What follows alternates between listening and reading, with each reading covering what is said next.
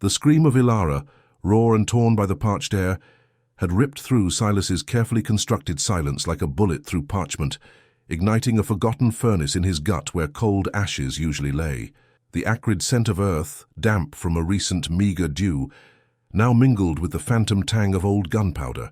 a smell that clung to the fringes of his memory like a persistent burr, stirring not just the ghost of past violence, but the immediate, crushing weight of present threat. His gnarled fingers, accustomed to the rough grain of wood and the cool metal of his solitary tools, now traced the familiar, worn grip of his revolver, its weight a heavy, comforting truth against his hip, a cold extension of the righteous fury that pulsed anew in his veins, a justice long denied now clamoring for release. He had loaded the cylinders with the practiced, almost unconscious precision of a man who had stared into the abyss too many times, each click of the mechanism a grim affirmation of a path he had desperately tried to abandon. As he pushed open the creaking door, the early morning sun, a pale, indifferent witness, caught the small, tattered pennant of fabric, a hungry wolf emblem, fluttering mockingly from his very threshold, a silent, brazen challenge flung at his feet by the unseen perpetrators, and in that instant, his past, his present, and a terrifying, uncertain future coalesced into a single, undeniable demand for retribution. Stepping out from the meager shelter of his cabin, the sun hammered down with an already brutal intensity, baking the dust into a fine, suffocating powder that rose with every hesitant step Ilara took, her frame appearing fragile, almost translucent, against the vast, unforgiving expanse of the scrubland. Her sobs, no longer a desperate wail but a quiet rhythmic catch in her throat, were the only sound that pierced the immense silence, a mournful counterpoint to the relentless buzz of unseen insects and the distant, mocking cry of a hawk circling high above. Silas, his eyes narrowed against the glare, scanned the horizon not for beauty, but for any disturbance, any telltale sign in the rippled heat haze that might betray the swift passage of men with ill intent, his mind already piecing together the geometry of pursuit, a grim equation of dust and time. The rough, cracked earth beneath his worn boots felt different now, no longer merely the ground he toiled, but a canvas scarred by unseen movements, each disturbed pebble a potential clue, each snapped twig a whisper of their audacity, and the wolf symbol on the pennant already burning into his consciousness seemed to mock not just his solitude, but the very notion of peace in this brutal, beautiful wilderness. Silas's gaze, sharpened by years of observing the subtle language of the wild, followed the barely discernible prints in the sun-baked earth, a narrative written in dust that only a practiced eye could read, each scuff, each displaced stone, a breadcrumb, trail leading further into the unforgiving expanse. The air shimmered, distorting the distant buttes into wavering phantoms, and the only sound was the incessant chirr of cicadas, a high-pitched drone that seemed to amplify the silence and the gnawing anxiety in Silas's gut, a feeling that clawed at his stomach like a feral beast. He felt the familiar pull of the hunt, a primal instinct that warred with the dull ache of old wounds, the spectre of past failures whispering through the dry scrub, a reminder of the devastating consequences of hesitation, of the unforgivable cost of inaction. The weight of his rifle, cool against his calloused palm, offered a paradoxical comfort, a promise of agency in a world that often dealt in powerlessness, and he pressed on, driven by a renewed, almost desperate need to redeem a piece of himself that had been lost to the wind years ago, a silent vow hanging heavy in the oppressive heat. Ilara trailed a few paces behind Silas, her eyes still red-rimmed, from weeping and squinting against the relentless glare, darting nervously across the desolate landscape, seeing only formless shadows where Silas saw precise signs, feeling only an overwhelming dread where he found a grim, focused purpose. Each step stirred the fine, powdery dust, coating her boots and the already grimy hem of her worn skirt, a tangible symbol of the degradation that had befallen her home, her life, in the span of a single brutal morning, a physical manifestation of her shattered reality. The sun beat down with an unrelenting fury, a physical weight on her shoulders, mirroring the invisible, crushing burden of her loss, a cold, cavernous emptiness that threatened to consume her utterly with each shallow breath. Yet she kept moving forward, propelled by a flicker of defiant hope, a desperate, raw longing for justice, or at least some semblance of understanding in this senseless violation. The silence between them was thick, a suffocating blanket broken only by the rhythmic crunch of their boots on the parched ground and the occasional creak of Silas's worn leather. A silence that spoke volumes of shared despair and unvoiced expectations, binding them together in this grim, dust-choked pursuit across the indifferent plains. The wind, a relentless artist, had swept away all but the most stubborn traces, yet Silas, with eyes that saw beyond the surface of the parched earth, meticulously deciphered the whispers left by the outlaw's passage. A faint depression in the dust, a pebble subtly displaced, the almost imperceptible bruising of a scrubby plant beneath a heavy boot, each was a sentence in a grim narrative unfolding beneath the unforgiving sun, a story only he could read with such practiced, weary certainty. His gaze narrowed against the shimmering heat haze, swept in deliberate arcs, missing nothing, his jaw set hard, as if carved from the very stone beneath his feet, the bitter taste of anticipation mingling with the dust that coated his tongue. The memory of the crude wolf flag, a stark challenge fluttering in his mind's eye, sharpened his focus. Each breath a slow, deliberate intake of the hot, dry air. Each step forward a renewed vow to confront the spectral figures ahead. He imagined the coarse fabric beneath his fingers, the deliberate cruelty of its placement, and a cold, resolute fury began to coalesce in his gut, a slow-burning ember threatening to ignite into an inferno as they pushed deeper into the desolate, unforgiving expanse, the only sound the ceaseless hum of insects and the distant, mocking caw of a circling crow.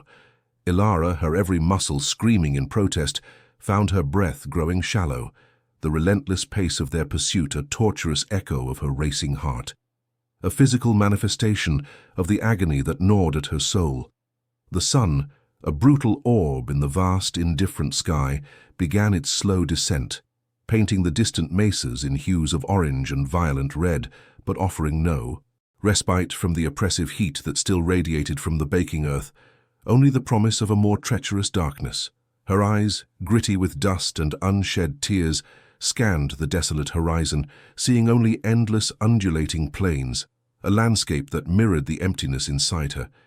Yet a desperate, flickering hope, fragile as spun glass, compelled her forward, step after agonizing step. The weight of her loss, a crushing anvil on her spirit, mingled with the unsettling apprehension of what lay ahead, a premonition that chilled her despite the sweat trickling down her spine, for the silence of the land now seemed less peaceful, more menacing, a vast, waiting trap. She longed for a cool drink, for the soft touch of green grass, for anything that didn't feel like the grit and desolation that clung to her very being. Yet she clung to Silas's grim, determined silhouette, her only anchor in this terrifying, expanding void. Silas pressed onward, his silhouette a dark, resolute form, against the bruised purples and deep oranges of the dying sun, the vast canvas of the sky bleeding into a cool, ominous twilight that deepened the already formidable shadows clinging to every rock and scrub brush. The air, which moments ago had shimmered with oppressive heat, now carried a chilling whisper, a premonition of the desert's nocturnal embrace, raising gooseflesh on his arms despite the residual warmth radiating from the earth beneath his worn boots. His eyes, honed by years of silent observation and the relentless pursuit of elusive trails, remained fixed on the barely perceptible disturbances in the dust, the scuff marks and hoofprints that were rapidly becoming ghosts in the encroaching gloom, each twist and turn a calculated gamble against the fading light. A bitter taste, not entirely of dust, filled his mouth, a familiar tang of duty and dread, for this dwindling illumination only magnified the sense of impending confrontation, stirring ancient, buried anxieties within him, memories of past failures and the blood-stained dust of other lost battles. He knew this land, its unforgiving rhythms and deceptive silences, and the quiet tightening in his gut told him that the true hunt, the one where instincts overshadowed sight, was only just beginning. A deadly dance with phantoms under a burgeoning blanket of stars. The deepening night, brought not only a drop in temperature, but a profound shift in the very fabric of the landscape, transforming familiar outlines into grotesque, unfamiliar shapes that stretched and writhed in the moonless expanse, a canvas for the mind's worst imaginings. Silas, relying now on a sixth sense born of desperation and decades spent under such indifferent skies, detected a faint, acrid scent carried on the night breeze. Not merely dust, but a subtle, lingering hint of wood smoke and stale coffee, an unmistakable signature of recent human presence, barely discernible, yet stark as a brand against the otherwise pristine scent of dry earth and sage. He paused, a rigid statue of concentration, the weight of his holstered revolver a cold comfort against his hip, his gaze sweeping the indistinguishable terrain ahead, an invisible net of tension radiating from him, pulling Ilara to an abrupt halt behind him, her breath catching in her throat with a sudden primal fear. The realization, a chilling tendril snaking its way through his hardened resolve, solidified. They were not far behind, perhaps a mere crest or hollow separated them from their quarry, a proximity that felt both a triumph of his relentless tracking and a terrifying acceleration towards an inevitable, violent reckoning, each beat of his own heart now echoing the thunder of an approaching storm. The scent of wood smoke, at first a ghost, now thickened into a palpable presence that tugged at Silas, pulling him forward through the oppressive gloom, each deliberate step a measured commitment to the brewing storm, the dry, brittle scrub catching at his worn trousers with insistent whispers, a chorus to the urgent thrumming in his veins. His grip tightened unconsciously on the worn leather of his revolver's butt, the cold steel a promise and a burden, his mind already sketching the possible configurations of men and fire. The low guttural murmur of his own breath, the only sound breaking the desert's vast, unyielding silence, save for Ilara's soft, uneven footsteps struggling to keep pace behind him. Her apprehension, a palpable shroud that seemed to cling to the very air, weighting it with dread, her eyes straining in the darkness, seeking what her nose already feared. The air grew subtly warmer, carrying not just the smoke, but the faint, greasy scent of cooking meat, a stark, visceral reminder of the thieves' brazen comfort, sharpening the edge of Silas's resolve into a deadly point, the world narrowing to this singular, grim pursuit. Then, through a sparse stand of mesquite, a flickering orange heart bloomed against the ink-black canvas of the night, casting dancing, distorted shadows that writhed with the unspoken threat of violence, revealing a crude camp nestled in a shallow, wind-scoured hollow. Two figures, their forms bulky and indistinct against the firelight, moved with a careless ease, their voices a low, guttural rumble that carried just barely on the crisp night air, a sound utterly devoid of humanity's finer graces, coarse and mocking, while piled alongside their makeshift shelter lay the unmistakable glint of Ilara's household possessions, a tarnished silver locket, a familiar, well-worn blanket, and the glint of a polished rifle that was assuredly her deceased husband's, each item a fresh stab of injury to Ilara's already bleeding heart,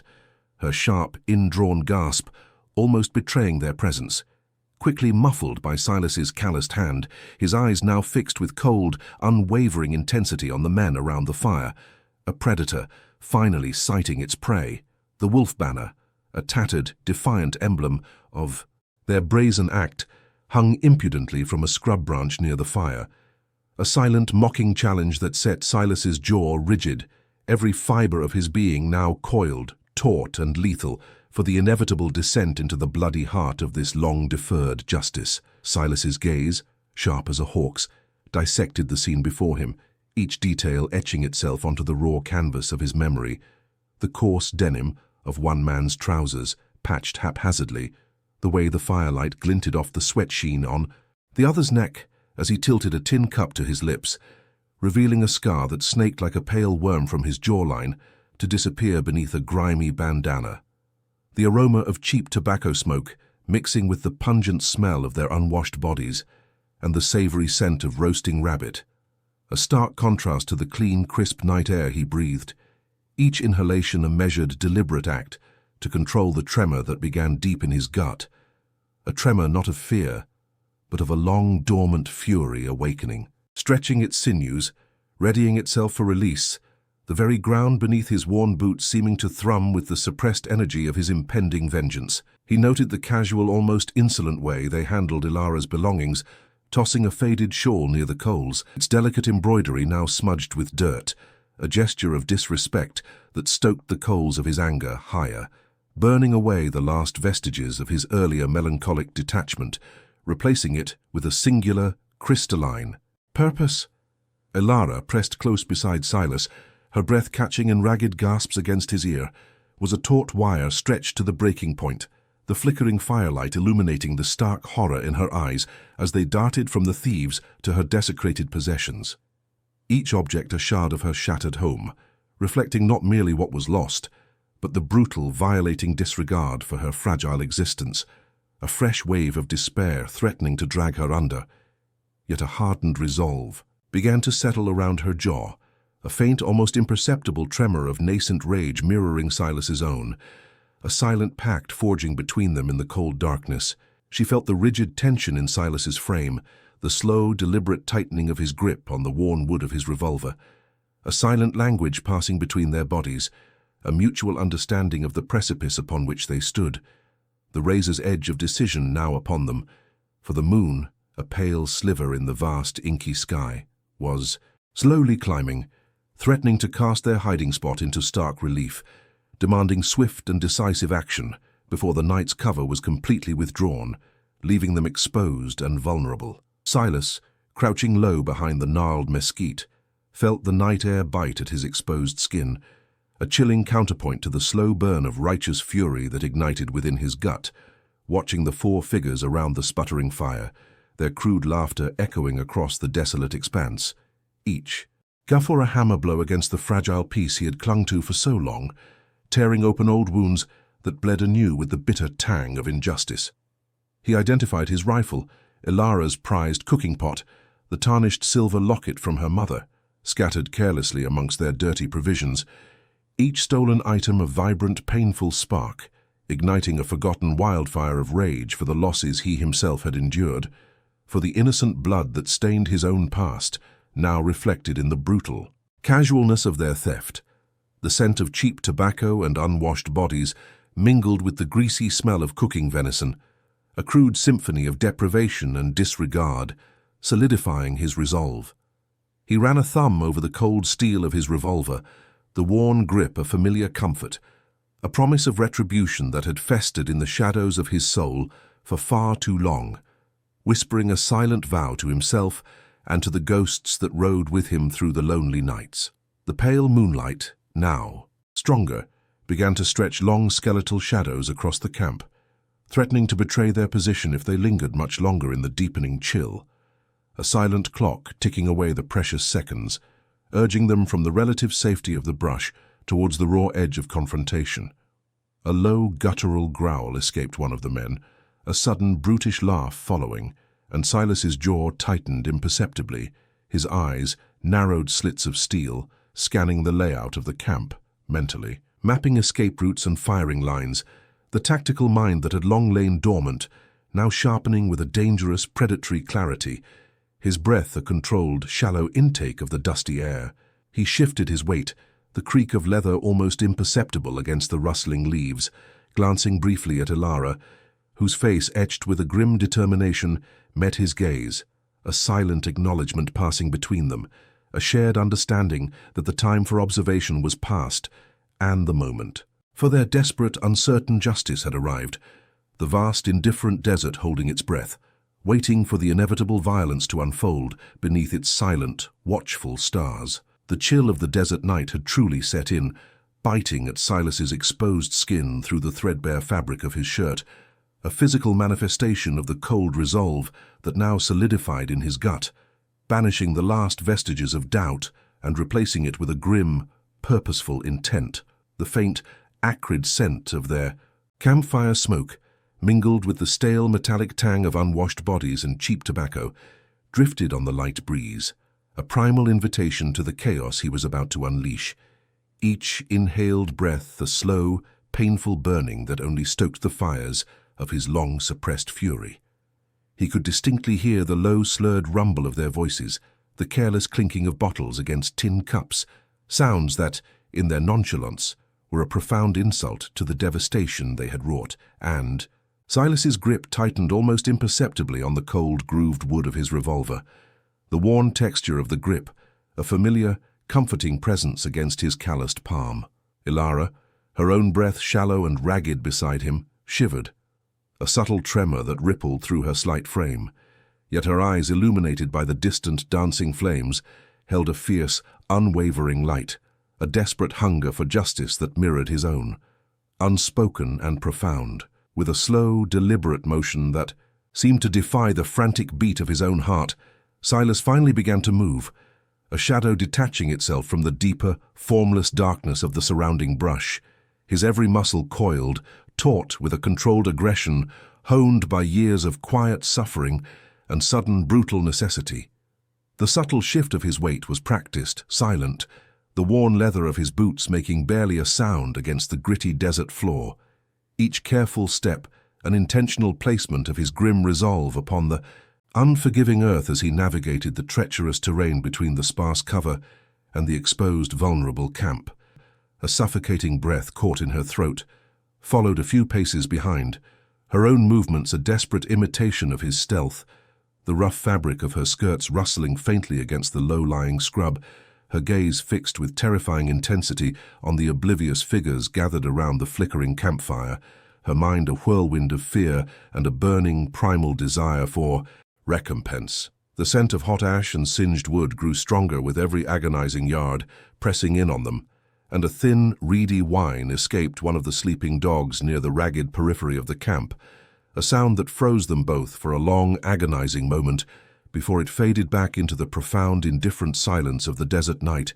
leaving only the relentless thrum of their own accelerating pulses. Silas, a phantom in the deepening gloom, advanced with the predatory grace of a seasoned wolf, his eyes now fully adjusted to the moon-drenched landscape,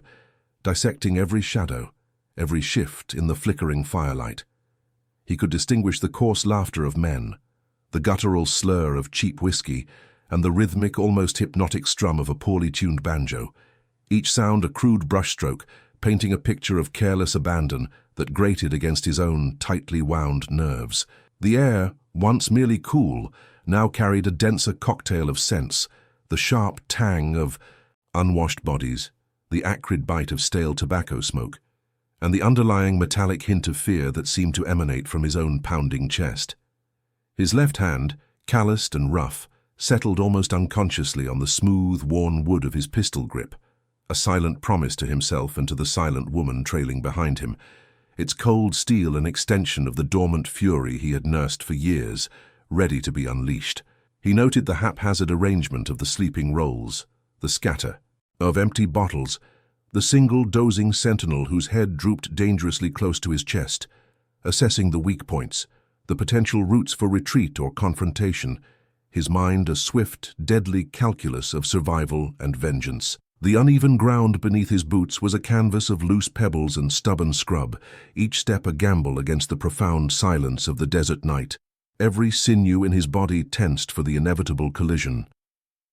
A ghost clinging to the fringe of Silas's grim determination felt the icy tendrils of raw fear tighten around her throat,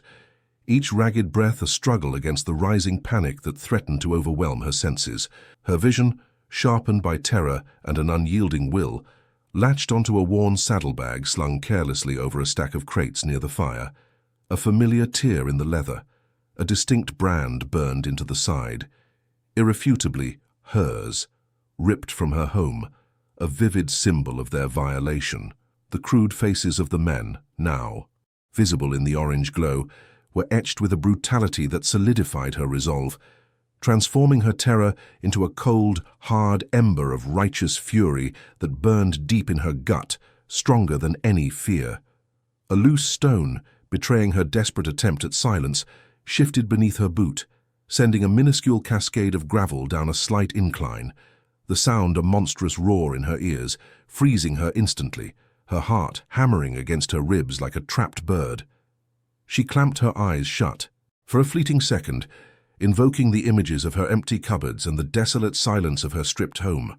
using that bitter ache to anchor herself, steeling her nerves against the agonizing wait for a reaction from the oblivious camp,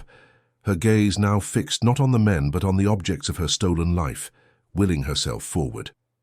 Ilara's accidental displacement of gravel, a sound barely louder than a breath in the vast, still night, resonated with an agonizing clarity in Silas's ears, every minute grain a thunderclap echoing his worst fears.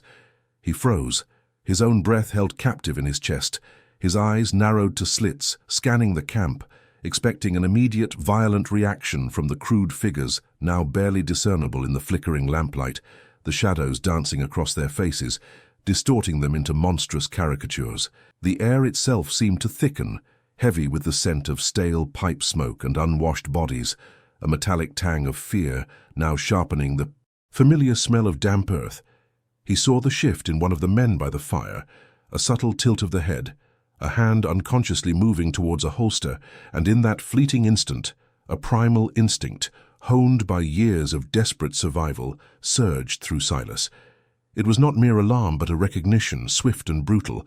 that the delicate veil of stealth had been pierced, and the game had shifted from observation to confrontation. His gaze locked onto a particularly burly figure,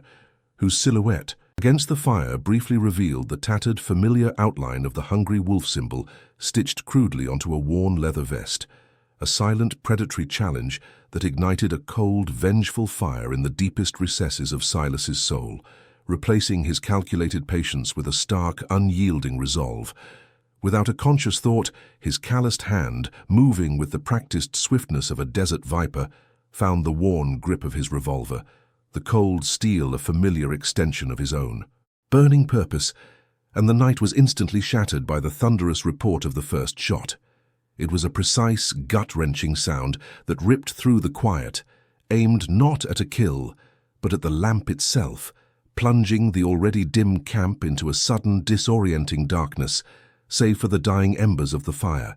which cast grotesque, leaping shadows. Cries of shock and fear erupted, followed by the fumbling sounds of men reaching for their own weapons, their disorientation a momentary advantage Silas exploited with brutal efficiency. He moved with a predatory grace, a phantom in the chaotic dark, the sharp crack of his revolver punctuated by the dull thuds of falling bodies, each echo a morbid testament to the long simmering rage finally unleashed.